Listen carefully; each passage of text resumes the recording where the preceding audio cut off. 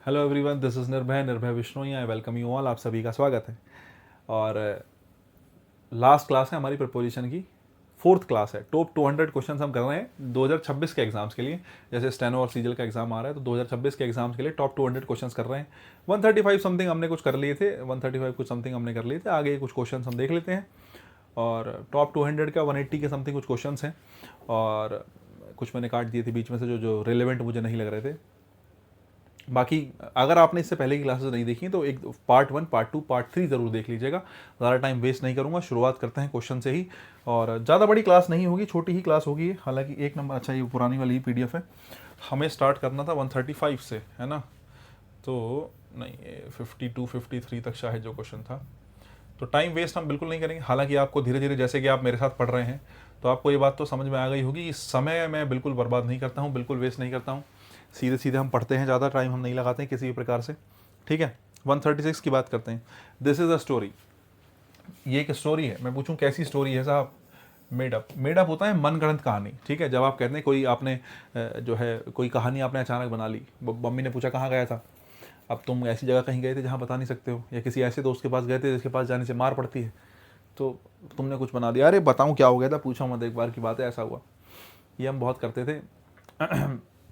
मैं जब मैं अपने मामा के यहाँ पर रहता था दिल्ली में, तो मैं और मामा का बेटा दोनों निकल जाते थे कहीं काम को। शाम के टाइम निकल गए तो पूछा कि कहाँ गए थे, तो कुछ भी बता दिया। कोई कभी बार तो ऐसा बता दिया कि एक बार ना वो ये एक संतोषी करके ठेले वाला होता है, तुमने देखा होगा, संतोषी सब जगह आते हैं, वो ये टिक्की विक्की बनाते हैं। तो बोले संतोषी का ठेला पलट गया था, हमने ठेले का सामान उठवाया। तो विशु मेरा भाई है, मामा का बेटा है, अब वो भी शायद प्रिपरेशन कर रहा है, तो वो देखेगा तो शायद वो रिलेट कर पाए। तो संतोषी का ठेला पलटवा दिया हमने एक बार, कि संतोषी जो है वो ठेले वाला, उसका ठेला गिर गया था नाली में, और हमने ना उसका सामान उठवाया, गिर गया था बहुत सारा। तो वही है, ये क्या थी? मेड अप स्टोरी थी। कि भाई क्या हुआ, कहानी बना दी आपने, जिसकी ज़रूरत नहीं थी वो आपने मेड अप कर दी। कि भाई कहानी आपने ऐसी बना दी जिसकी ज़रूरत थी ही नहीं। तो मेड अप होता है मनगढ़ंत कहानी, ध्यान रखना। मेकअप भी वही है वैसे तो। मैं आपसे कहूँ मेकअप, एक तो ये जो है मेकअप, श्रृंगार वाली बात के लिए मेकअप कर लेते हैं, लेकिन मेडअप थर्ड फॉर्म ही बन रही है। मेक की थर्ड फॉर्म आप जो लेके चल रहे हो, थर्ड फॉर्म लेके चल रहे हो, क्योंकि आप एडजेक्टिव बना रहे हो, इसलिए आपने मेडअप लिखा। आंसर हमारा क्या बनेगा? बी फॉर बॉल बनेगा, ध्यान रखना। मेडअप होता है मनगढ़ंत कहानी, बनाई हुई कहानी। ठीक है, नेक्स्ट आ जाओ। Entry this auditorium is ticket. भाई साहब बताओ, एंट्री टू दिस ऑडिटोरियम, इस ऑडिटोरियम में। भाई वही है ना, डेस्टिनेशन क्या है? डेस्टिनेशन क्या है? ऑडिटोरियम है, तो डेस्टिनेशन के लिए टू का ही यूज करते हैं, है ना? कि एंट्री टू दिस ऑडिटोरियम। ठीक है, और इज टिकट। भाई मेथड क्या है? मेथड के लिए आप बाय का यूज कर सकते हो, बाय टिकट। थोड़ा सा मुश्किल क्वेश्चन है, बहुत सारा कुछ लॉजिक लगा नहीं पाओगे। टू और बाय लगा लो और आगे बढ़ो। ठीक है, नहीं टू क्यों लगा लिया? मैंने कहा डेस्टिनेशन दिखाने के लिए टू का यूज कर लिया, और मेथड दिखाना था किसी चीज को काम करने का तरीका क्या था, मैनर क्या था, मेथड क्या था। मेथड को दिखाने के लिए आप कह सकते हो कि भाई बाय का आपने यूज कर लिया। ठीक है, नेक्स्ट आ जाओ। Over the months he jumped to the conclusion, came to the conclusion that he was not a good driver. Over the months, कि भाई कई महीने जो है लगाने के बाद उसको एक बात समझ में आई ही जो है कि वो अच्छा ड्राइवर नहीं है। देखो दो बातें हैं इसमें, एक जंप टू द कंक्लूजन है और केम टू द कंक्लूजन है। अगर आपको याद हो तो मैंने, अब देखो वही वाली बात है, अब मैं यहाँ बता दूंगा तो अब कुछ बच्चे होंगे जो बेचारे पहले ही पढ़ चुके होंगे। चलो मैं छोटा सा बताता हूँ, ज़्यादा नहीं। ठीक है, जंप एट तुम्हारा HW है, कि तुम्हें बताना है जंप एट का मीनिंग क्या बताया था। अगर पिछली क्लास पढ़ी होगी तो तुम्हें जंप एट का जरूर पता होगा। ठीक है, और जंप टू की बात कर लूँ तो जंप टू का मतलब होता है साहब बिना सोचे समझे, जब आप जल्दबाजी में कोई डिसीजन लेते हैं तो जंप टू होता है। या आप कहें कि भाई जल्दी करना किसी काम में। ठीक है, नहीं किसी काम में क्या करना, जल्दी करना, जल्दबाजी करना, बिना सोचे समझे आप किसी चीज़ को आगे बढ़ा देंगे, तो उसको क्या कहेंगे? जंप टू कहेंगे। अगर मैं कहूँ jumped to the conclusion, jumped to the conclusion का मतलब है कोई व्यक्ति बिना सोचे समझे कहाँ पहुंच गया? कंक्लूजन पर पहुंच गया। यानी कि मतलब कंक्लूजन पर पहुंचा तो, लेकिन कैसे पहुंचा? बिना सोचे समझे। ठीक है, बिना सोचे समझे, jump to. Came to conclusion मतलब कंक्लूजन तक आया।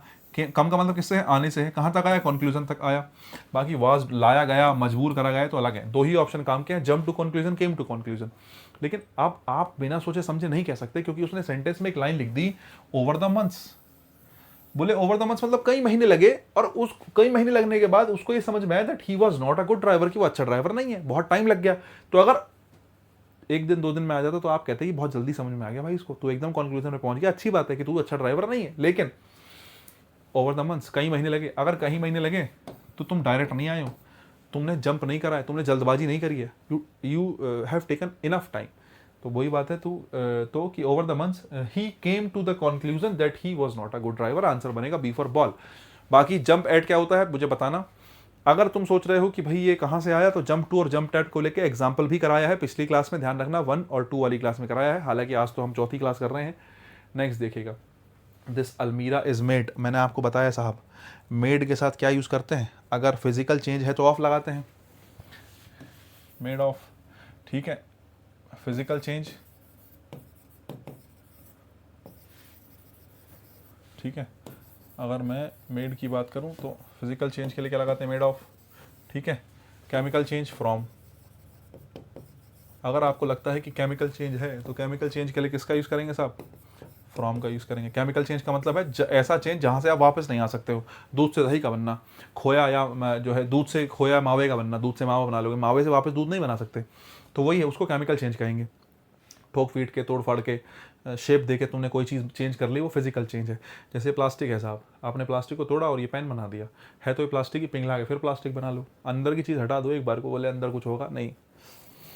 कुल मिला के कहना ही चाहता हूँ कि फिजिकल चेंज के लिए ऑफ आता है, केमिकल चेंज के लिए फ्रॉम आता है। सेंटेंस पढ़ लो, जो है अलमीरा इज़ मेड ऑफ आयरन, मैंने ऑफ इसलिए लगाया क्योंकि जो है अलमीरा जो है वो फिजिकल चेंज है। आयरन को ठोक पीट के आपने एक शेप दे दी, कैसी, जो है अलमीरा की शेप दे दी, तो फिर ये कैसा चेंज हो गया साहब, ये फिजिकल चेंज हो गया, ऑफ लगाया। But butter is made, butter जो बनता है भाई, मक्खन किससे बनेगा, दूध से बनेगा, लेकिन वापस नहीं ले सकते कि तुम सोचो मक्खन से फिर दूध बना दो, नहीं, तो आप उसके लिए फ्रॉम का यूज करेंगे, क्योंकि फ्रॉम कैसा चेंज है, केमिकल चेंज है। अगर बात समझ में आई हो तो 142 का ऑफ और फ्रॉम कौन से में है, दूसरे में है। ये मेरा आंसर हो गया साहब। 143 देख लो। नेक्स्ट देखो, none but the brave deserve the fair, none but the brave. देखो भाई, नन बट अगर तुम्हें ना पता हो तो बहुत आसान सी चीज़ है, ग्रामर में भी पढ़ाया जाता है। नन बट का मतलब होता है ओनली।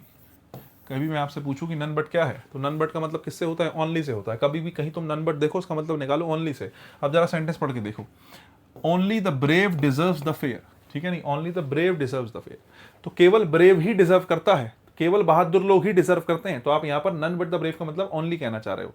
कुल मिला के नन के साथ बट का पेयर हो गया, और ये मेरा आंसर बन गया दूसरा, ठीक है। Next, the transistor fail the table, transistor भाई साहब टेबल से गिर गया। अब ट्रांजिस्टर अगर टेबल से गिर गया तो एक चीज़ ध्यान रखना, किसी भी चीज़ का किसी चीज़ से अलग होना। मैंने आपको सबसे पहली क्लास में बताया था, पहले दूसरे सेंटेंस में ही बता दिया था कि ओ डबल एफ ऑफ किसी चीज़ के अलग होने के लिए आता है। ओ डबल एफ ऑफ किसी चीज़ के क्या होने के लिए आता है, अलग होने के लिए, किसी चीज़ से अलग होना है, सेपरेशन दिखाना है, ठीक है, नहीं, क्या दिखाना है, सेपरेशन दिखाना है, अलग होना दिखाना है। दो चीज़ें अलग हो रही हैं, किसका यूज करोगे, ओ डबल एफ ऑफ का यूज करोगे। कोई चीज़ डिस्टेंस में दूर है या दूर होती जा रही, किसका यूज करोगे, ओ डबल एफ ऑफ का यूज करोगे। अब टेबल पे ट्रांजिस्टर रखा था साहब, यहाँ हमारा ट्रांजिस्टर रखा था, वो नीचे गिर गया, तो भाई टेबल से ट्रांजिस्टर का सेपरेशन हो गया, दोनों चीज़ें अलग हो गई, और दो चीज़ें अलग हो गई तो किसका यूज करोगे, ऑफ का। अगर बात समझ में आई तो ऑफ लगाओ, ठीक है, नहीं। मैं कहता हूँ she fell off the bicycle, she fell off the bicycle, cycle से नीचे गिर गई। साइकिल और शी जो है जुड़े हुए थे, बैठे थे साथ में, मतलब साथ में क्या कि साइकिल पे वो बैठे थे, बैठा था या बैठी थी, वो नीचे गिर गई या वो नीचे गिर गया। जब वो नीचे गिर गया या नीचे गिर गई, जो भी है, तो जैसे वो नीचे गिरा तो जो है डिटैचमेंट हुआ, चीज़ें अलग हुई, और चीज़ें अलग होने के लिए किसका यूज़ करते हैं, ऑफ का। तो she fell off the bicycle, कि वो साइकिल से जो है नीचे गिर गई, जो भी आप कहना चाह रहे हो। बाकी आप यहाँ पर ओ डबल एफ ऑफ लगा लो और आगे चलते हैं। अलग होने के लिए किसका यूज़ करते हैं, ओ डबल एफ ऑफ का। Next, he plays the thing the curtain, बताओ भाई, उसने उस चीज़ को रखा, कहाँ रखा, कर्टन क्या होता है साहब, पर्दा होता है ना, क्या होता है, पर्दा, तो पर्दे में रहने दो, है ना, पर्दा ना उठाओ क्या। ही प्लेस द थिंग कर्टन, पर्दे के पीछे रखा जाएगा, पर्दे की कोई चीज़ पीछे रखी जाएगी, तो क्या रखेंगे, बिहाइंड। अब तुम पर्दे के कहाँ रख दोगे, पर्दे के अंडर रख दोगे, बिलो रख दोगे, पर्दे के पीछे होता है ना, क्या होता है, पर्दे के पीछे। अब ये तो खैर क्या ही समझाना पड़ेगा, पर्दे के पीछे, मुझे लगता है आप सब अडल्ट हैं तो कोई दिक्कत की बात नहीं है। पर्दे के पीछे का कॉन्टेक्स्ट क्या है भाई, वही है कि पीछे का मतलब किससे होगा साहब, बिहाइंड होगा, ठीक है। अगर बात समझ में आ गई, आगे चलते हैं साहब। नेक्स्ट देखो, you should stick to your words otherwise people will mock, तुम्हें अपने शब्दों पर जो है अड़े रहना है, वरना लोग बाग क्या करेंगे, तुम्हारा मजाक उड़ाएंगे। अब अगर मैं बात करूं कि तुमसे की प्रपोजिशन क्या आ जाएगी साहब, मॉक के साथ, तो फिर वही बात है, मॉक के साथ क्या प्रपोजिशन आएगी, इस बात को छोड़ो, ये बताओ लाफ के साथ क्या आता है, ये बताओ गेज के साथ क्या आता है, ये बताओ लुक के साथ क्या आता है, ठीक है, ये बताओ कभी एम के साथ लगाना पड़े तो क्या आता है, ये बताओ टारगेट के साथ क्या आता है, ठीक है, लाफ एट हो गया, गेज एट हो गया, लुक एट हो गया, एम एट हो गया, टारगेट एट हो गया, ठीक है नहीं, बस और क्या, इतना ही बहुत है समझने के लिए। देखो जितनी भी टारगेट वाली प्रपोजिशंस होती हैं, जहाँ किसी को निशाना बनाया जा रहा है, किसी को निशाना बना रहे हैं, तुम किसी को देख रहे हो तो वो तुम्हारे निशाने पर है, तभी तुम उसको देख पा रहे हो। गेज का मतलब भी घूरने से होता है, तुम घूर रहे हो तो सामने कोई ना कोई होगा जिसको घूर रहे हो, ठीक है। लाफ, किसी के ऊपर हंस रहे हो, कि कोई व्यक्ति है जिसके ऊपर तुम हंस रहे हो, मैं तुम्हारे ऊपर हंस रहा हूँ, मतलब मेरा टारगेट तुम हो। उसके अलावा मोक, मोक का मतलब भी किससे है, किसी का मजाक उड़ाना। लेकिन जब जब मजाक उड़ाओगे तो मजाक उड़ाने के लिए भी सामने कोई टारगेट चाहिए। मैं मजाक उड़ा रहा हूँ तुम्हारा तो तुम टारगेट, तुम मजाक उड़ा रहे हो मेरा तो मैं टारगेट। तो बेसिकली मजाक उड़ाने के लिए भी क्या होगा, टारगेट होगा। अगर मैं ये बात करूँ, ये सारे के सारे शब्द किसी ना किसी प्रकार से टारगेट दिखाते हैं कि मेरा टारगेट सामने किसी व्यक्ति पर है। और अगर टारगेट दिखाते हैं तो टारगेट के लिए हमेशा किसका यूज़ करते हैं साहब, एट का यूज़ करते हैं, ध्यान रखना। कहीं देखो ये मत सोचना कि सारे वर्ब के रूप में आएंगे। जैसे एम है, एम ट्रांजिटिव वर्ब के रूप में काम करता है, लेकिन नाउन के रूप में आया तो एट आ जाएगा, ठीक है नहीं। नाउन के रूप में एम आया तो एट आ जाएगा, वर्ब के रूप में ये ट्रांजिटिव होता है। तो ऐसा फिक्स मत मान लेना कि एम दिख जाए तो एट लगा दूंगा तुरंत, ऐसा नहीं होगा भाई, हमेशा नहीं होता ऐसा। एम वर्ब बनता है तो वो ट्रांजिटिव वर्ब है। आई एम्ड द शॉट, ठीक है, आई एम द शॉट तो क्या, आई आई एम्ड द बोर्ड, मैंने जो है किसको एम किया, बोर्ड को जो एम किया। आई एम द कैमरा, ठीक है, तो वो ये ट्रांजिटिव हो सकता है, उसको लेके मत चलना। लेकिन हाँ नाउन बन जाए, नाउन अगर बन जाए एम एट द कैमरा, ठीक है, तो वो ठीक है, तब एट आ जाएगा। टारगेट के साथ एट आ जाता है, लुक के साथ एट आता है, गेस के साथ एट आता है, लाफ के साथ एट आता है, मोक के साथ एट आता है। रीजन क्या है, रीजन केवल ये है कि मेरा कुछ ना कुछ टारगेट होगा। मैं किसी की तरफ देख के हंस रहा हूं, किसी पर हंस रहा हूं, तो जब तुम किसी पर हंस रहे हो तो वो सामने वाला तुम्हारा टारगेट है। और अगर टारगेट है तो मोक के साथ भी क्या आएगा साहब, एट आएगा। अगर बात समझ गए हो तो आंसर बी फॉर बॉल होगा। अगर बात समझ गए हो तो 148 पे आ जाएंगे, ठीक है। Her service have been dispensed, her service have been dispensed with, dispensed with क्या होता है, टू गेट रिड ऑफ, ठीक है नहीं, डिस्पेंस्ड विद, डिस्पेंस विद मतलब छुटकारा पाना है एक तरीके से, ठीक है नहीं। हर सर्विसेज जो है हैव बीन डिस्पेंस्ड विद, ठीक है नहीं। यहाँ पे हालांकि मीनिंग जो है टू स्टॉप उसका है, to stop using, to stop using because not needed. तुम बिकॉज ठीक से लिखना, बिकॉज मैंने तो छोटे में लिख दिया, कभी तुम भी ऐसा बिकॉज बना दो हवाबाजी वाला, बिल्कुल ठीक है। मैं आपसे कह रहा हूँ कि हर सर्विसेज हैव बीन डिस्पेंस्ड, उसकी जो सर्विसेज हैं जो है डिस्पेंस्ड विद, मतलब उनकी सर्विसेज को, उसकी सर्विसेज को रोक दिया गया। किसी को नौकरी से निकाल देते तो आपसे कहेंगे your services have been dispensed with, कि अब तो आपकी सर्विसेज जो है वो रोक दी गई हैं, मतलब आपकी अभी जरूरत नहीं है फिलहाल में। तो वही चीज़ है।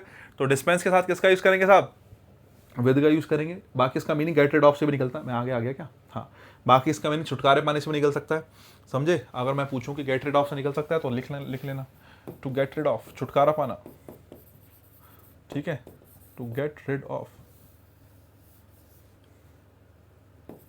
देखो पता है गेट रिड ऑफ मैं क्यों कह रहा हूँ, क्योंकि छुटकारा पाना ही तो ये है, ध्यान से देखना। Stop using because not needed, किसी चीज़ की जरूरत नहीं है, किसी को निकाल रहे हो मतलब किसी से छुटकारा ही तो पा रहे हो, और छुटकारा पा रहे हो तो टू गेट रिड ऑफ, बिल्कुल ठीक है, कोई समस्या की बात नहीं है। आगे चलते हैं, नेक्स्ट क्वेश्चन देखो। Does she know how to look a word in the dictionary. भाई साहब डिक्शनरी में ढूंढने के लिए दो शब्द होते हैं क्या, बताओ जरा।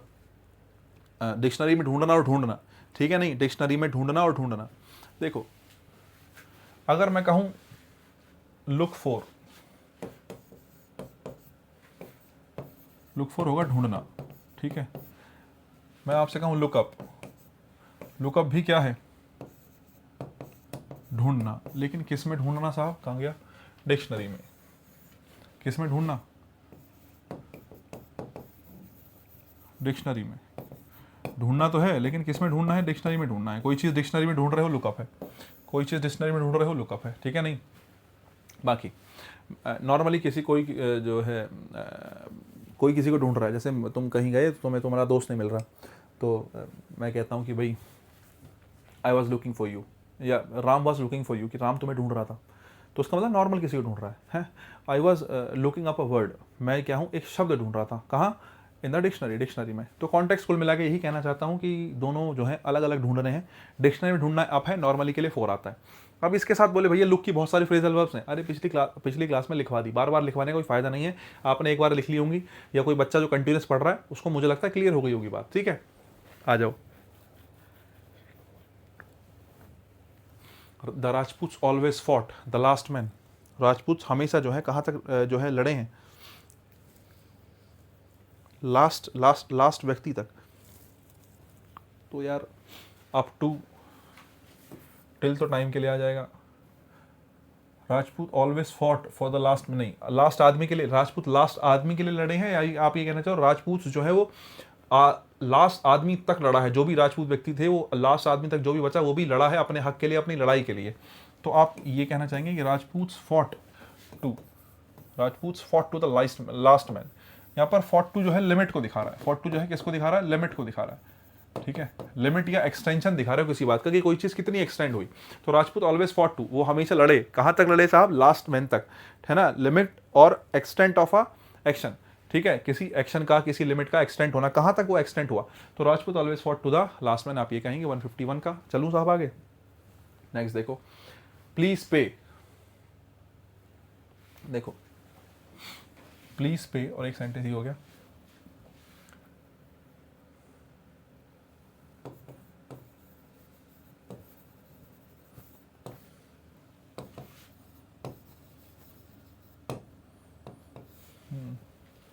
चिप्स मांग रहा है, तुमने देखी वो वीडियो, बच्चा चिप्स मांग रहा है योगी जी से, बड़ा क्यूट सा बच्चा था एक। चलो खैर, मैं कुल मिला के सेंटेंस देख रहा हूँ, 2 सेंटेंस तुम्हें दिए, प्लीज़ पे योर बिल्स और प्लीज़ पे द चिप्स। बताओ भाई क्या कहना चाहोगे, दोनों सेंटेंस में कौन सा सही है, मतलब दोनों सेंटेंस में कौन से में क्या आएगा ये तुम्हें बताना है, ये आपकी जिम्मेदारी है कि दोनों सेंटेंस में कौन से में क्या आएगा, एक बार देख के बताओ जरा।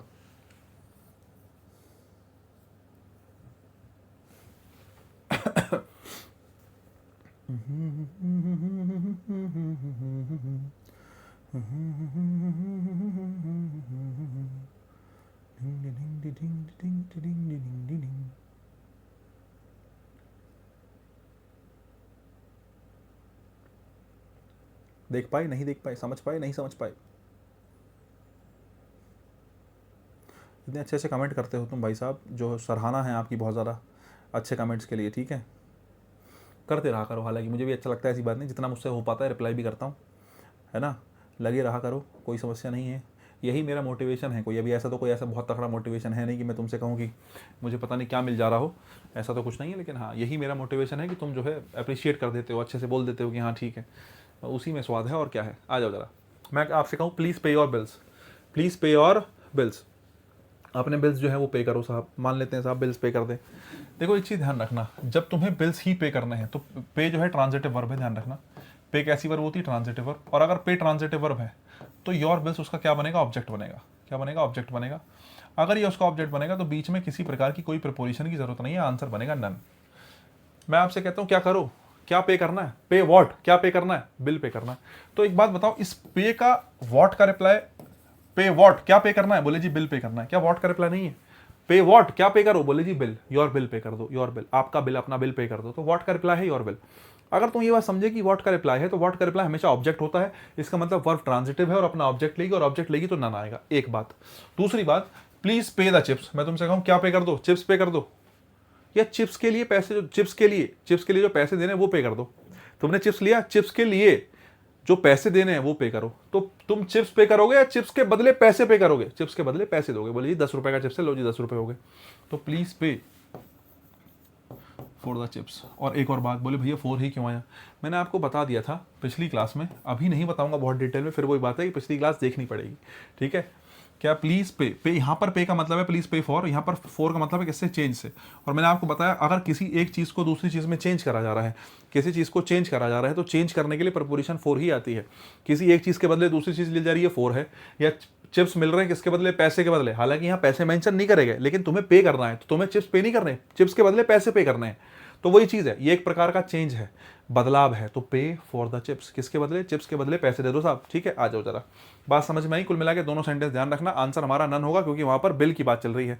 चिप्स बिल पे करा जाएगा लेकिन चिप्स पे नहीं करा जाएंगे, चिप्स के बदले पे करा जाएगा, और बदले के लिए चेंज आ जाता है, चेंज के लिए क्या आता है, फोर आता है, फोर आता है तो आंसर 4 हो जाएगा, ऊपर वाले में कोई नहीं आएगा तो आप नन लिख दोगे। नेक्स्ट देखो साहब 166, beware, aware of, beware of होता है, मुझे लगता है आपको पता होगा, अवेयर ऑफ बिवेयर ऑफ का यूज करते हैं, ठीक है नहीं, बिवेयर ऑफ, अवेयर ऑफ बहुत कॉमन जो है प्रपोजिशन है, मुझे लगता नहीं इस पर टाइम देने की बहुत ज़्यादा आवश्यकता है, ये आ गया, aware of beware of the back biters. ठीक है, पीछे मुंह के पीछे बात करने वालों के साथ जो है बच के रहना चाहिए साहब। प्रिसाइड ओवर अभी बता के आया हूं इससे पिछली क्लास में कि प्रिसाइड के साथ ओवर आता है, बहुत सारे ओवर बताए थे, याद करो। ठीक है, वॉच ओवर बताया था, गेट ओवर बताया था, you have to get over this, you have to watch over, ध्यान देना। गेट ओवर किसी चीज से जो है बाहर निकलना, या मैं कह दूं किसी चीज को भूलना गेट ओवर हो सकता है। प्रिसाइड ओवर क्या होता है, किसी चीज की अध्यक्षता करना। प्रिसाइड ओवर क्या होता है, किसी चीज की अध्यक्षता करना। ठीक है, ट्रम्प ओवर बताया था, याद करो साहब, पिछली क्लास में सब बताया है। ओवर वाली बहुत सारी प्रपोजिशन एक साथ बताई थी जो काम काम की हैं। अगर बात समझ में आया हो तो दूसरा आंसर है, अब नहीं, पिछली क्लास ही देखनी पड़ेगी, ज्यादा नहीं बताऊंगा। He gained an advantage, he gain an advantage, उसने जो है क्या गेन कर लिया साहब, एडवांटेज गेन कर लिया। किसके ऊपर, advantage her, advantage over her, advantage over something या समवन। ठीक है, एडवांटेज ओवर, ओवर है ही नहीं, अच्छा है तो सही, A for Apple. He gained an advantage over her, gain an advantage over her. ठीक है, नहीं देखो यहां पर ओवर का मतलब, अगर ओवर में किसी चीज को लगा रहा हूं तो ओवर सुपेरियरिटी दिखाने के लिए ही आएगा, है ना। मैं तुमसे पूछूं, सुपेरियरिटी दिखानी है, किसी एक व्यक्ति को दूसरे व्यक्ति के सुपर दिखाना है, उससे ऊपर दिखाना है, तो ओवर का ही यूज करोगे। किसी एक व्यक्ति का जो कमांड किसी दूसरे व्यक्ति से ओवर ऊपर है तो वो ओवर दिखाने के लिए ही आएगा। अगर तुम बात समझ रहे हो तो he gained an advantage over her. ठीक है, नहीं अब वो किसी चीज में भी हो सकता है एडवांटेज, चाहे वो किसी फाइट में हो सकता है, चाहे वो किसी जॉब में हो सकता है कि भाई उसकी प्रोफाइल उससे ज़्यादा चली गई, उसकी प्रोफाइल उससे ऊपर हो गई, तो एडवांटेज ओवर है मतलब उससे ऊपर चला गया वो किसी चीज़ में। ठीक है, उसका उससे ऊपर जो है उसकी रैंकिंग हो गई है, आप ऐसा मान लो है तो। सुपेरियरिटी उससे ऊपर हो गई, डोमिनेंस उसके ऊपर हो गया है।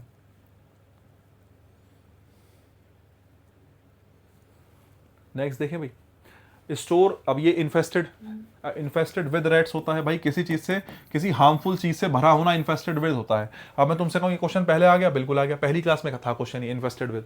ठीक है, वहां हमने शायद चर्चा भी करी हो थोड़ा और डिटेल में।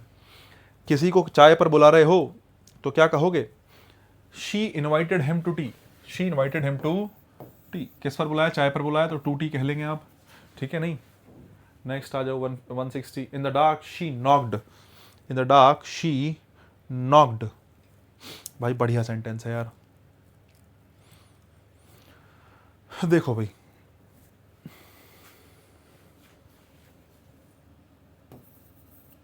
She knocked on the door, she knocked at the door, और she knocked against, she knocked against the wall. मैं आपसे ये 3 सेंटेंस पूछता हूँ, उस ऊपर का तो मैंने आंसर लिख ही दिया कि अगेंस्ट आएगा, लेकिन सवाल ये बनता है कि इन दोनों में क्या आएगा। अच्छा, दोनों में भी लिख दिया क्या मैंने, ये तो मैंने गलती कर दी, चलो खैर गलती भी क्या कर दी, डिफरेंस पूछ लूंगा मैं तो, ऐसा थोड़ी हो रहा है, डिफरेंस भी तो बताना पड़ेगा। इन the dark she knocked against the wall, एक तो ये सेंटेंस हो गया, है ना। इसको पूरा ले लो सेंटेंस को, ये दोनों सेंटेंस इतना ही है साहब, इसमें मत लगा लेना इन द डार्क लगाओगे तो कॉन्टेक्स्ट हो सकता है बदल जाए, ये इतना ही है sentence. She knocked on the door, she knocked at the door, और इन द डार्क एक सेंटेंस है, she knocked against the wall. 3 है, तीनों में प्रपोजिशन भर दी, लेकिन मैं आपसे पूछ रहा हूँ कि तीनों में फर्क क्या है, मुझे फर्क बता दो। अगर तुम डिफरेंस बता पाए तो मुझे लगता है चीज़ें बढ़िया हैं, बहुत अच्छी बात है, आप जो है बहुत गहराई तक पहुँच गए हैं। और नहीं बता पाए तो फिर मैं बताऊँगा, कोई बात नहीं, मेरा काम है बताना साहब। ठीक है,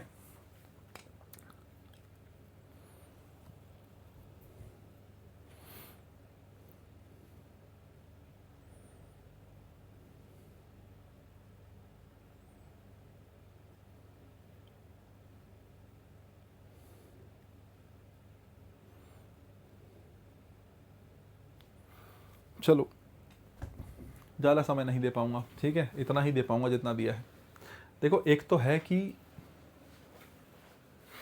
देखो अंधेरा हो रहा था, तुम दीवार से टकरा गए, है ना, तो तुम्हारा कोलिजन जो हुआ, टकराना जो हुआ, तो she knocked against the wall, तुम जा रहे थे, टक्कर खा गए, अंधेरा था, तुम दीवार में टकरा गए। जैसे ही तुम दीवार में टकराए तो तुम अपोजिट हो गए दीवार के, है ना, और अपोजिशन वाली बात है तो तुमने किसका यूज़ कर लिया साहब, अगेंस्ट का यूज़ कर लिया, अगेंस्ट द वॉल। अब तुम कहोगे साहब नॉक्ड के साथ तो ऑन नहीं आता, मैंने तो साहब ऑन ही पढ़ा है। अरे गलत पढ़ा है साहब, नॉक्ड ऑन होता है, ऐसी बात नहीं नॉकडाउन नहीं होता, लेकिन हाँ नॉक्ड के साथ यहाँ अगेंस्ट है, क्योंकि अगेंस्ट तुम कैसे कहोगे कि तुमने बता दिया अंधेरा हो रहा था। अगर अंधेरा हो रहा है तो तुमने दरवाजा बजाया नहीं है, या वॉल जो है, दीवार तो खैर कोई क्या टक टक करेगा, दीवार तो कैसे नॉक करेंगे, दरवाजा तो एक बार नॉक भी कर दो, यहाँ तो वॉल दे रखा है।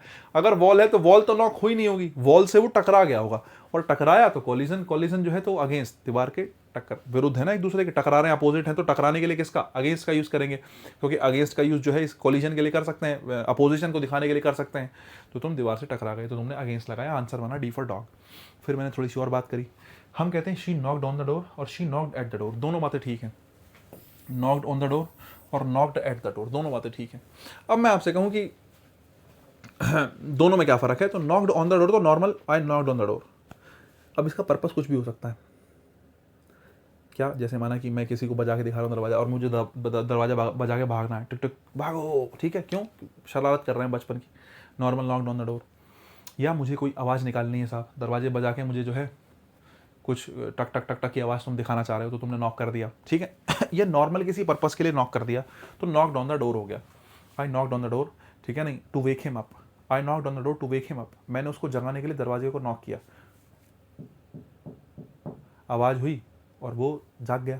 तो आपका यहाँ पर दरवाजे पर खड़े होकर नॉक करना पर्पस अंदर आने का नहीं था, तुम्हारा पर्पस था उसको जगाना, या कोई और पर्पस था तुम्हारा कि भाई दरवाजा जो है नॉक करा किसी भी पर्पस से, तो नॉक्ड ऑन द डोर हो जाएगा। मैं तुमसे पूछूं knocked at the door, eight the door में आप कह सकते हो कि आपका पर्पस है आप दरवाजे पर खड़े हो, और दरवाजे पर आप खड़े हो यहाँ, और भाई साहब आप जो हो अंदर जाना चाहते हो, साहब समझे, आप जो हो अंदर जाना चाहते हो दरवाजे में, ठीक है, आप दरवाजे में अंदर जाना चाहते हो, दरवाजे से आपने नॉक किया दरवाजे को, किस पर्पस से, इस पर्पस से कि आपको दरवाजे से अंदर जाना है, अंदर घर में एंट्री लेनी है। You knocked because you want to enter the house, तुम घर में घुसना चाहते हो।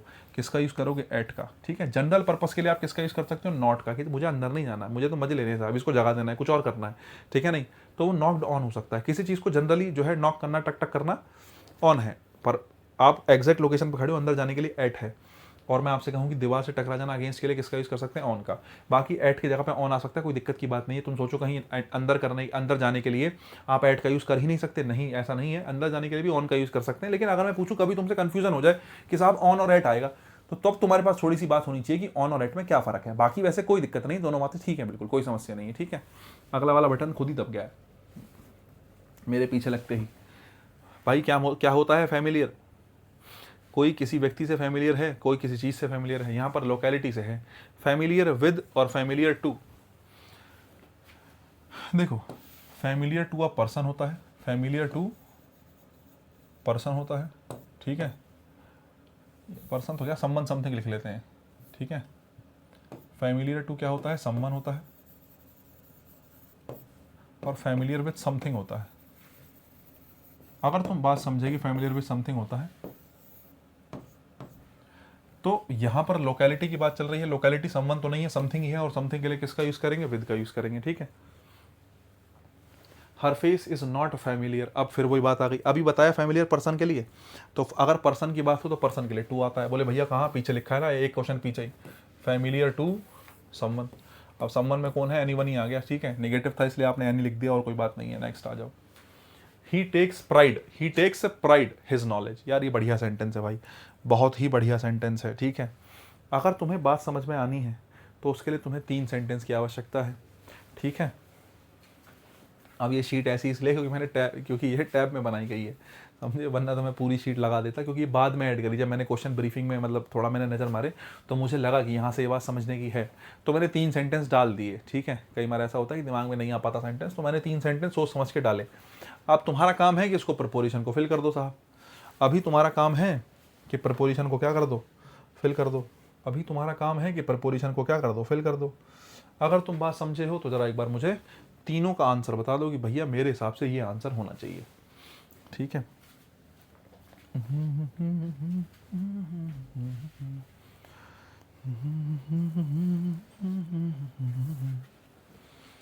ही इज प्राउड ऑफ, अच्छा प्राउड के साथ ऑफ लगा ही दिया क्या यार, ये तो माफ़ी चाहते हैं साहब, ठीक है, माफ़ी ही चाहते हैं, ये तो पाप हो गया हमसे। मानो कि तुमने यहां पे ऑफ नहीं देखा है, अब बताओ क्या preposition I. He is proud his success,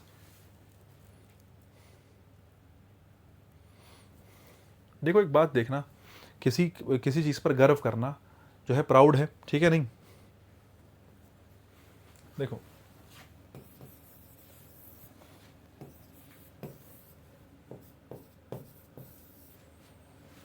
he is proud of, proud है एडजेक्टिव, किसी का प्राउड होना क्या है साहब, एडजेक्टिव है। दूसरा ही इज प्राइडेड, ही प्राइडेड, प्राइडेड जो है ये सब्जेक्ट हो गया साहब, ये वर्ब हो गई, प्राइड क्या हो गया, verb. He takes what, he takes what, takes हो गई वर्ब, वर्ब से पहले सब्जेक्टिव केस, ये वर्ब के बाद कौन सा केस, ऑब्जेक्टिव केस।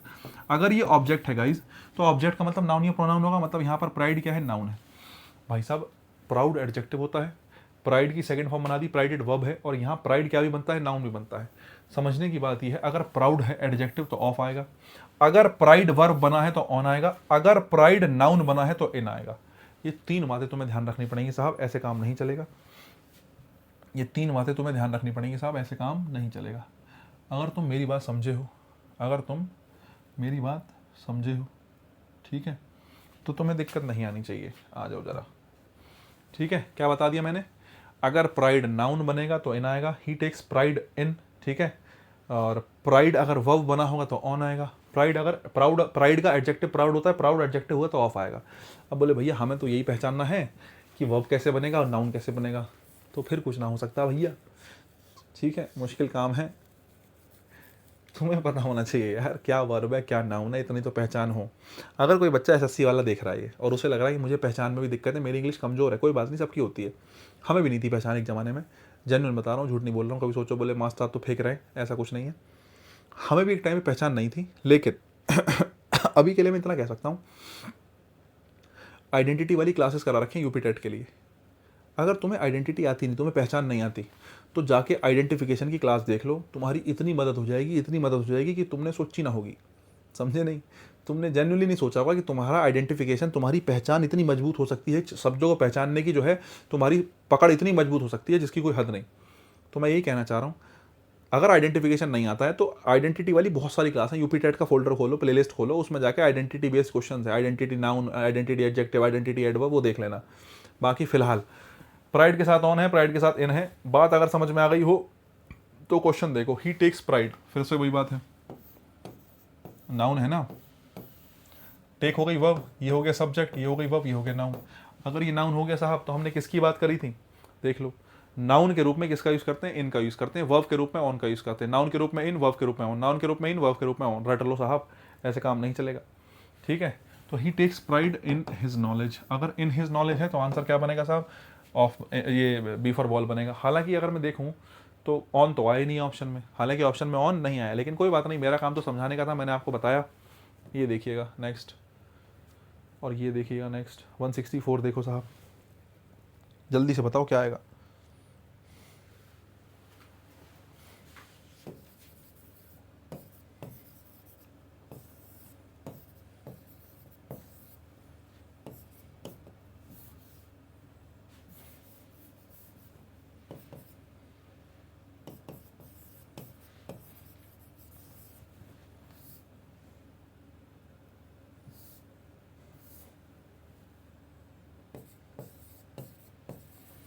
देखो भाई, दो बातें हैं समझने के लिए, जो क्योर शब्द है नाउन और वर्ब दोनों बन जाता है, जो क्योर शब्द है वो नाउन भी बन जाता है और वर्ब भी बन जाता है। मैं तुमसे पूछूं किसका काम करेगा साहब, जब जब क्योर नाउन बनेगा तो वो किसके अपने साथ प्रपोजिशन लेगा, फोर, जब तुम्हें क्योर के साथ प्रपोजिशन देनी है।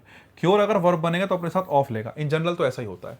तो no one has yet discovered, किसी ने भी अभी तक डिस्कवर नहीं की है, क्या डिस्कवर नहीं की है, आ क्योर। अब तुम्हें बोले भैया नाउन है या वर्ब है, भाई क्योर से पहले ए लिखा है, आर्टिकल नाउन के लिए आता है, क्योर नाउन आया।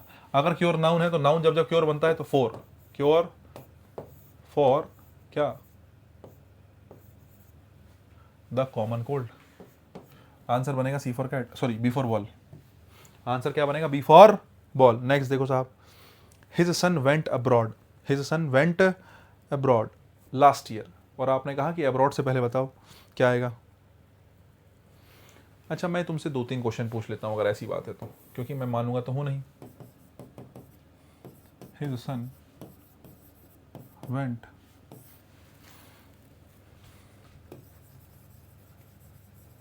अब्रॉड, ये तो ऊपर वाला ही हो गया, या फिर सिटी कह लूँ ना, सिटी कहने की ज़रूरत तो नहीं होनी चाहिए, या फिर मैं कह लूँ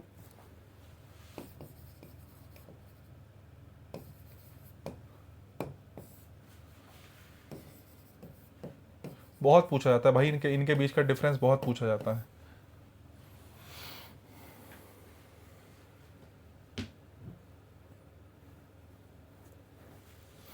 बताना क्या कर सकते हो इसमें, एक बार लगाना ज़रा थोड़ा दिमाग कि हाँ भैया ऐसा हो सकता है, ये हो सकता है, वो हो सकता है, क्या हो सकता है, ज़रा एक बार देख के बताओ।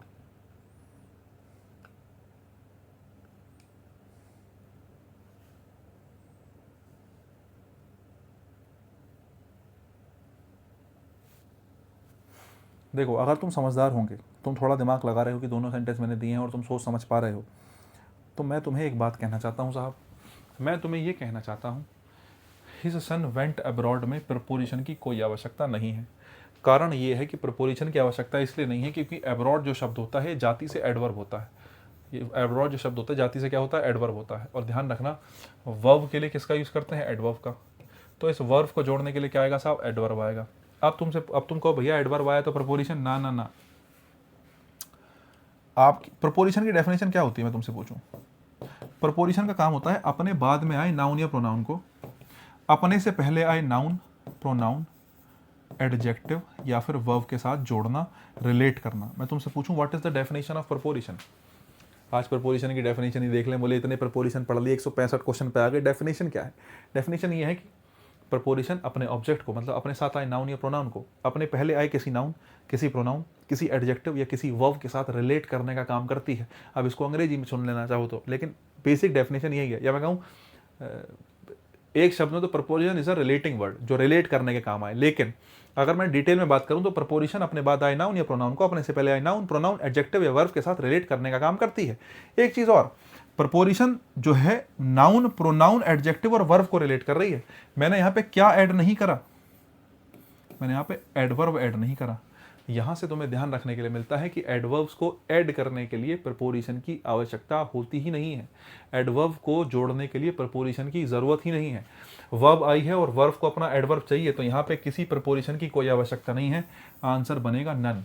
आंसर क्या बनेगा, नन। क्या आंसर बनेगा, नन बनेगा। एक बात, ठीक है। दूसरी बात, अब मैं आपसे कहूं कि भाई अगले सेंटेंस में देख लो, हिज सन वेंट फॉरेन, ये गलत है सेंटेंस, समझे, ये सेंटेंस गलत है साहब। हिज सन वेंट फॉरेन जो है सही हो ही नहीं सकता सेंटेंस। कैसे नहीं हो सकता सही, क्योंकि फॉरेन होता है एडजेक्टिव, फॉरेन होता है क्या, एडजेक्टिव। और एडजेक्टिव आया होगा तो बाद में कोई नाउन भी तो आया होगा। एडजेक्टिव किसके लिए आया होगा, नाउन के लिए। His son went foreign city, ये नाउन हो गया और नाउन से पहले फॉरेन क्या आ गया, एडजेक्टिव आ गया। तो अगर मैं तुमसे पूछूं, एक सेंटेंस तुमसे पूछूं कि हिज सन वेंट फॉरेन या abroad, his son went foreign या हिज सन वेंट अब्रॉड, आप कहेंगे हिज सन वेंट अब्रॉड। क्यों, क्योंकि वेंट के लिए एडवर्ब चाहिए तो आपने अब्रॉड लगा दिया। बोले मैं तो, मुझे तो विदेश लिखने के लिए फॉरेन ही लिखना साहब, मैं तो बिना फॉरेन के मानूंगा ही नहीं। लिख लो, his son went foreign city.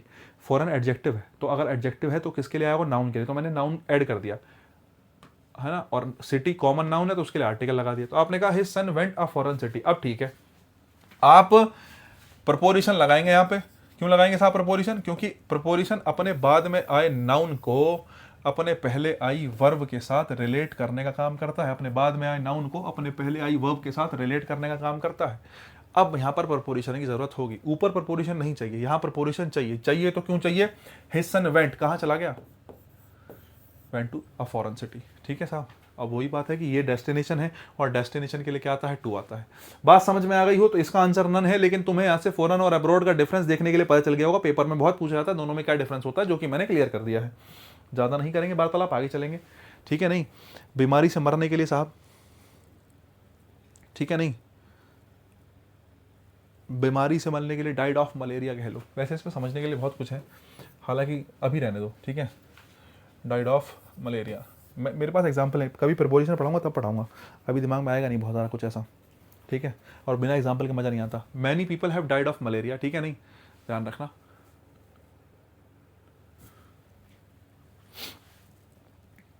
Next देखना 167, शी ऑर्डर्ड। लास्ट वाला देख लेना, मेरे दिमाग में क्वेश्चन पता नहीं क्यों वो जो है मेरे दिमाग में 4 भी आ रहा है, ये फ्रॉम भी आ रहा है, ऑप्शन दे रखा है ना उसमें। चलो खैर, she ordered the dinner when I had finished my work. She ordered the dinner, तो वही है कि ऑर्डर ट्रांजिटिव वर्ब होती है साहब। इसके साथ किसकी जरूरत नहीं है, किसी भी प्रपोजिशन की जरूरत नहीं है, ट्रांजिटिव वर्ब है। She ordered what, she ordered the dinner, तो आप द डिनर डायरेक्ट रखोगे, ठीक है नहीं।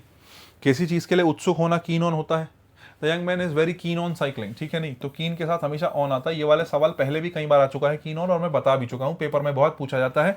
इस बार भी कीन ऑन पूछा गया 2025 के स्टेनो वाले पेपर में, ठीक है। नेक्स्ट आओ, he is fed up with. Fed up with मतलब किसी चीज़ से परेशान हो जाना। He is a fed up with मतलब किसी चीज़ से ऊब जाना, किसी चीज़ से परेशान हो जाना। तो he is a fed up with staying at this place. Fed up with मतलब किसी चीज़ से परेशान हो जाना, कि वो जो है बहुत ज़्यादा क्या हो गया है, परेशान हो गया है। ठीक है, किस बात से, यहाँ पर रुकने से, यहाँ पर यहीं पर रुके रहने से वो परेशान हो गया है। नेक्स्ट देखो, ठीक है, please continue the exercise where I had left. Exercise को कंटिन्यू करो जहां मैंने छोड़ी थी। तो आई हैड लेफ्ट पूरा हो तो गया, लेफ्ट के साथ कोई अलग से प्रपोजिशन की जरूरत थोड़ी होती है कि मैं तुमसे कहूँ लेफ्ट के साथ कोई प्रपोजिशन आती है, किसी प्रपोजिशन की कोई आवश्यकता नहीं है। नेक्स्ट देखो, ही इज टायर्ड। अब वही बात है, मैंने वो जो वाइफ वाला एग्जाम्पल था, ठीक है, नहीं देखो, अगर मैं तुमसे कहूँ कि ऑफ आया है और फ्रॉम आया है, दोनों ही हैं, एक आया ऑफ एक आया फ्रॉम। टायर्ड मतलब थका होना, लेकिन किससे, अगर मैं तुमसे कहूँ टायर्ड फ्रॉम, तो ये फिजिकल थकान है, ठीक है नहीं। अगर तुम्हारी थकान फिजिकल है तो टायर्ड फ्रॉम है, अगर तुम्हारी थकान कैसी है, मेंटल थकान है, ठीक है नहीं, तो आप किसका यूज़ करेंगे, ऑफ का। वॉकिंग की बात कर रहे हो तो वॉकिंग के लिए मेंटल तो होगा नहीं, क्या ही होगा, फिजिकल होगा, तो फ्रॉम का यूज़ करेंगे। आंसर हो गया फ्रॉम। नेक्स्ट चले 173। अब देखो फिर से टायर्ड आ गया, ठीक है नहीं।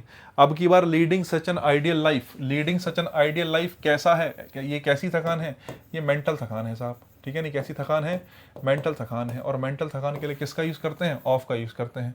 फ्रॉम आता है किसके लिए फिजिकल थकान के लिए, ठीक है। मैं इसलिए लिख देता हूँ कभी, क्योंकि कल को जब तुम पीडीएफ डाउनलोड करोगे टेलीग्राम से, तो तुम्हारे पास लिखा हो, तुम्हें वापस ना जाना पड़े, थोड़ा तुम्हारा काम ही मैं आसान कर देता हूँ। वैसे तो एक प्रकार के सेंटेंस बहुत सारे आ गए हैं, ठीक है। She is his study table, वो अपने स्टडी टेबल पर है। अब बताओ भाई क्या कहोगे, इन, ऑन, ओवर, एट। देखो, she is on his study table, मत समझ रहे हो। अगर आप कहो she is on his study table, तो वो अपने स्टडी टेबल पे बैठी है। स्टडी टेबल पे कोई ऊपर थोड़ी बैठता है, नहीं, वो स्टडी टेबल के अंदर है, स्टडी टेबल के अंदर घुस गई वो, ऐसा पॉसिबल है नहीं। She is over his study table मतलब वो स्टडी टेबल को पूरा कवर करके ऐसे बैठी है, लेटी है ऐसे, ये ओवर हिज स्टडी टेबल, ये भी मीनिंगलेस है। She is at his study table, यहाँ पर एट का मतलब है she is sitting at his study table. At का मतलब है, यहाँ पर आपने एट पता है क्यों लगाया, क्योंकि आप लोकेशन देना चाह रहे हो। क्या देना चाह रहे हो आप, location. She is at his study table मतलब वो अपनी स्टडी टेबल पे बैठ के पढ़ाई कर रही है। तुमसे पूछा कि तुम्हारी मम्मी ने पूछा कि यार ये बच्ची कहाँ है, हमारी बच्ची कहाँ है, क्या कर रही है, तो पापा ने पूछा, तो मम्मी ने बताया कि she is at his study, अच्छा एक सेकेंड, शी के साथ हिज कैसे आ गया, she is at her study table, जो शी है वो अपनी स्टडी टेबल पे है। तो she is at her study table का मतलब स्टडी टेबल पे है कि मतलब वो बैठ के पढ़ाई कर रही है। तो यहाँ पर एट आपने बेसिकली लोकेशन के लिए ही लगाया है, कॉन्टेक्स्ट ये है। और बात समझ में आई हो तो आगे चलते हैं साहब, ठीक है। लाफ, मैं अभी बता चुका हूँ उससे पहले, mock at, laugh at, gaze at, target at, aim at, ये सारे के सारे शब्द क्या होते हैं, एट होते हैं। अगर ये एट होते हैं तो लाफ के साथ भी एट आएगा, आंसर बनेगा ए फॉर एप्पल। नेक्स्ट आ जाओ, गेट रिड ऑफ, किसी चीज से छुटकारा पाना। गेट रिड ऑफ होता है किसी चीज से क्या पाना, छुटकारा पाना। इससे पहले 2-3 बार बता चुका हूं क्लास में ही। नेक्स्ट देखो, with danger the door you can not sit idol, ठीक है नहीं। जब दरवाजे पर क्या खड़ा हो, खतरा खड़ा हो, तो तुम आइडियल नहीं बैठ सकते, शांत नहीं बैठ सकते। तो अगर विद डेंजर द डोर, अब वही बात है कि जो खतरा है वो कहां पर है, दरवाजे पर है। तो ये दरवाजा लोकेशन नहीं हो गया, सोच के बताओ। द डेंजर, जो डेंजर है, खतरा कहाँ है, दरवाजे पर खड़ा है, खतरा जो है बिल्कुल करीब है। Danger at door, danger at door, क्योंकि जो डोर है वो लोकेशन है किसका, डेंजर का, खतरे का। खतरा कहाँ पर है, दरवाजे पर। तो यहाँ पर डेंजर एट डोर का मतलब होता है खतरा करीब होना। दरवाजे पर दस्तक दे रहा है खतरा, मतलब खतरा करीब है। तो एट डोर का मतलब लोकेशन बताना चाह रहे हो। एट इसलिए क्योंकि लोकेशन बता रहे हो, और आपने किसका यूज कर लिया, एट का। Danger at door you can not sit idle, तुम शांत नहीं बैठ सकते भाई, तुम चुपचाप बैठ जाओ अगर खतरा तुम्हारे पास में है तो। Next, artist like Kalidas, Kalidas कैसे आर्टिस्ट जो हैं, बिलोंग टू ऑल एजेस। कहने का मतलब है कोई खास एज नहीं है, कालिदास जैसे आर्टिस्ट के लिए कोई खास एज नहीं है, सारी की सारी एजेस के लिए वो बिलोंग करते हैं। तो बिलोंग के साथ टू आता है। देखो, बिलोंग्स टू कह लो, यहाँ रिलेट्स टू कह लो, ठीक है नहीं। कालिदास रिलेट टू या रिलेट्स टू, संबंध रखते हैं, बिलोंग टू या रिलेट्स टू ऑल एजेस, मतलब हर कंट्री का, हर एक प्रकार का एज का व्यक्ति कालिदास को पढ़ सकता है, वो ये कहना चाह रहा है। बाकी इसके साथ आएगा टू ही। नेक्स्ट देखो, we should not jeer a defeated enemy, we should not jeer at a defeated enemy। jeer का मतलब यहाँ पर हंसी उड़ाने से ही है, ठीक। तो अगर मजाक उड़ाने की बात हो रही है तो हंसी उड़ाना, मजाक उड़ाना, मैं आपको इससे पहले ही बता चुका हूं कि जीयर के साथ हम किसका यूज करेंगे, जीयर के साथ हम एट का यूज़ करेंगे। जीयर एट किसी की हंसी उड़ाना, किसी के मजाक उड़ाना। मजाक उड़ाने के लिए अभी एक पीछे क्वेश्चन आया था मॉक का, मॉक एट होता है। या मैं कहूँ लाफ का, लाफ के साथ भी किसका यूज़ करते हैं साहब, लाफ के साथ एट यूज़ करते हैं। कुल मिला के इन तीनों शब्दों के साथ एट इसलिए आया क्योंकि एट किसको दिखाता है, टारगेट को दिखाता है। किसको दिखाता है, टारगेट को। अगर तुम्हारा कोई टारगेट है तो टारगेट के लिए किसका यूज़ करते हैं, एट का यूज़ करते हैं। तो jeer at, mock at, laugh at, तीनों का मतलब मजाक उड़ाना। ये हो गई कहानी। आगे चलो जरा। अगर मैं सोक्ड की बात करूं तो सोक्ड के साथ, वैसे तो मैंने तुम्हें इससे पिछली वीडियो में, मतलब इससे पहले जो क्वेश्चन मैंने कराया 183 में एक क्वेश्चन था जहाँ पे मैंने आपको सोक्ड इन बताया, ठीक है नहीं, जहाँ पे मैंने आपको क्या बताया, सोक्ड इन। लेकिन चलो इन तो खैर बताया ही है। सोक्ड के साथ दो प्रपोजिशन वैसे बन सकती हैं, एक होता है सोक्ड विद, एक होता है सोक इन। सोक विद होता है किसी चीज़ का क्या होना, भीगा होना। किसी चीज़ का क्या होना, किसी चीज़ का भीगा होना, गीला होना, सोक इन होता है। अगर सोक विद होता है। अगर मैं सोक इन की बात करूं तो सोक इन का मतलब होगा किसी का क्या होना, किसी व्यक्ति का बिजी होना, है ना। या मैं कहूं किसी चीज़ में खोया होना, ठीक है, किसी चीज़ में खोया होना। मैं कहता हूं he is soaked in poetry, वो किस में, पोइट्री में खोया हुआ है। तो वहाँ पर पोइट्री में भीगा नहीं है, पोइट्री में खोया है, तो इन का यूज़ करेंगे। बाकी भीगा होने के लिए विद आएगा। अगर मैं वाटर की बात करूँ, पानी में भीगा है, तो पानी में भीगा है तो साहब पानी में भीगे के लिए क्या आएगा, वाटर के लिए तो विद आएगा। पानी में कोई चीज़ जो है खोई तो होगी नहीं, पानी में जो है भीगी होगी, और भीगे होने के लिए विद आ जाएगा। नेक्स्ट देखिएगा साहब, अगर मैं पार्टेक की बात करूँ तो पार्टेक इन और पार्टेक ऑफ दो होते हैं साहब, ठीक है। पार्टेक ऑफ होता है टू ईट और ड्रिंक, टू ईट और ड्रिंक, ठीक है। एक होता है पार्टेक इन, इसमें यहाँ दिया नहीं है हालांकि पार्टेक इन। और पार्टेक इन अगर मैं कहूँ तो पार्टेक इन होता है टू पार्टिसिपेट, किसी जगह पर क्या करना, पार्टिसिपेट करना। ये क्वेश्चन कम से कम इससे पहले 2 से 3 बार आ चुका, क्योंकि पार्टेक पेपर में बहुत पूछता है। पार्टेक इन का मतलब अगर खाने पीने से है तो पार्टेक के साथ ऑफ आएगा। डिनर की बात चल रही है, डिनर मतलब खाना पीना, तो पार्टेक के साथ क्या आएगा, ऑफ आएगा। लेकिन किसी प्रतियोगिता में किसी जगह पार्टिसिपेट करने की बात चल रही है तो पार्टेक के साथ किसका यूज करते हैं, इनका यूज करते हैं। ध्यान रखना दोनों चीजें काम की हैं। नेक्स्ट देखिए साहब, I was offered a salary, मुझे एक सैलरी ऑफर जो है करी गई, कमंसरेट विद, कमंसरेट होता है के अनुसार। किसके अनुसार साहब, मुझे सैलरी किसके अनुसार दी गई, मुझे सैलरी दी गई किसके अनुसार, वर्क के अनुसार। जैसा काम था उस हिसाब से मुझे सैलरी दी गई। कमंसरेट के साथ किसका यूज करेंगे साहब, विद का यूज करेंगे। नेक्स्ट देखो, the poet compared the world, poet ने दुनिया की कंपैरिजन करी किससे, दुनिया की कंपैरिजन करी एक स्टेज से, ठीक है नहीं, डिफरेंट चीजों की। अगर मैं कहूं डिफरेंट चीजों की कंपेयर करनी है, डिफरेंट थिंग्स की कंपेयर है, ठीक है, तो टू आएगा। अगर मैं आपसे कहूं सेम थिंग्स की कंपेयर है,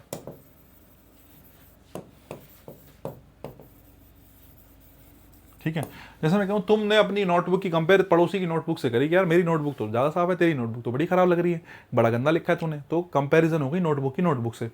सेम चीज़ों की कंपैरिजन होगी कंपेयर विद, अलग अलग चीज़ों की कंपैरिजन हुआ है तो कंपैरिजन टू या compare to. The poet compared the world, poet ने दुनिया की कंपैरिजन करी किससे, स्टेज से, कि दुनिया एक स्टेज ही तो है जिस पर हर आदमी परफॉर्मेंस कर रहा है अपनी किसी ना किसी प्रकार की। वर्ल्ड अलग चीज़ है, स्टेज अलग चीज़ है, दो अलग अलग चीज़ें हैं। अलग अलग चीज़ों के लिए किसका यूज़ करेंगे साहब, टू का। डिफरेंट थिंग्स की कंपैरिजन के लिए किसका यूज़ करते हैं, टू का। स्नो डिजॉल्व्ड, जो पानी है, जो स्नो है वो डिजॉल्व हो जाता है किस में, पानी में। भाई साहब सॉलिड, सॉलिड से क्या बना दिया, लिक्विड, सॉलिड से लिक्विड बन गया। मैं आपसे पूछूं क्या ट्रांसफॉर्मेशन नहीं हो गया, कंप्लीट ट्रांसफॉर्मेशन। कंप्लीट ट्रांसफॉर्मेशन के लिए किसका यूज करते हैं, इनटू का। मैंने आपको सिखाया इससे पहले क्लासेस में, कभी कोई एक चीज दूसरी चीज में बदल जाए कंप्लीटली तो उसको क्या कहते हैं, कंप्लीट ट्रांसफॉर्मेशन के लिए इनटू का यूज करते हैं। अब ट्रांसफॉर्मेशन का मतलब ये नहीं कि तुमने ऊपर से हवा से पानी में जो है छलांग लगा दी तो वो ट्रांसफॉर्मेशन हो गया, जंप्ड इनटू द रिवर है तो वही केवल ट्रांसफॉर्मेशन है। ट्रांसफॉर्मेशन किसी एक चीज का दूसरी चीज में बदलना, वो तो इनवर्ड मूवमेंट हो गया। या मैं कहूँ आपने हिंदी का इंग्लिश में बदल दिया, तो मैं कहूँ हिंदी से इंग्लिश में बदलना ही ट्रांसफॉर्मेशन हो सकता है, या भाषा में बदलना ही ट्रांसफॉर्मेशन हो सकता है, नहीं। ट्रांसफॉर्मेशन स्टेट का चेंज होना भी है। एक स्टेट थी पहले स्नो, सॉलिड, ये स्टेट कैसा हो गई, सॉलिड से लिक्विड हो गई, तो स्टेट चेंज हुई, ट्रांसफॉर्मेशन हुआ, किसका यूज करा, इनटू का यूज करा, ठीक है, डिसॉल्व इनटू वाटर। नेक्स्ट आ जाओ साहब, इंसिस्ट के साथ हमेशा क्या आता है, ऑन आता है, मुझे लगता नहीं बताने की जरूरत है। Her friend insisted on her staying with me. Next आ जाओ, don't waste your time in juggling with words, don't waste your time in juggling with words. Juggling with words होता है शब्दों के साथ खेलना, ठीक है, शब्दों के साथ खेलना। आप शब्दों के साथ खेलने का मतलब क्या है साहब?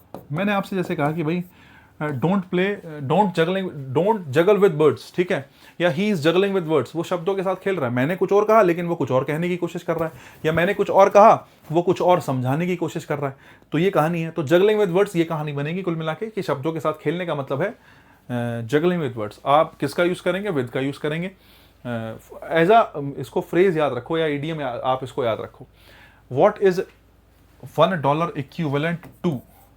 देखो इक्विवेलेंट टू नहीं पता हो तो इक्वल टू तो पता होगा, आप मैथ्स में पढ़ते हैं। दिस इक्वल्स टू दैट, है ना, दिस इक्वल्स टू दैट। या कोई भी चीज, एक चीज दूसरी चीज के जब इक्वल होती है तो इक्वल के साथ टू लगाते हैं। ऐसे ही इक्विवेलेंट के साथ भी क्या ही आएगा? टू आएगा। अगर बात समझ में आई हो तो किसका इसका आंसर क्या बनेगा? सी फॉर कैट बनेगा। नेक्स्ट आओ। Lata Mangeshkar Lata Mangeshkar was with the natural talent of music. देखो ये शब्द इसलिए रखा गया है क्योंकि तुम्हें विद प्रपोजिशन ध्यान दिलवानी है। एंडो के साथ विद आता है। ये सेम क्वेश्चन एक बार और डला हुआ है। अगर आपने इससे पहले की तीनों क्लास ली है तो वहां पे आपको पता होगा कि एंडो विद एक बार पहले भी आया है। एंडो विद मतलब होता है किसी चीज से युक्त होना या किसी चीज से संपन्न होना।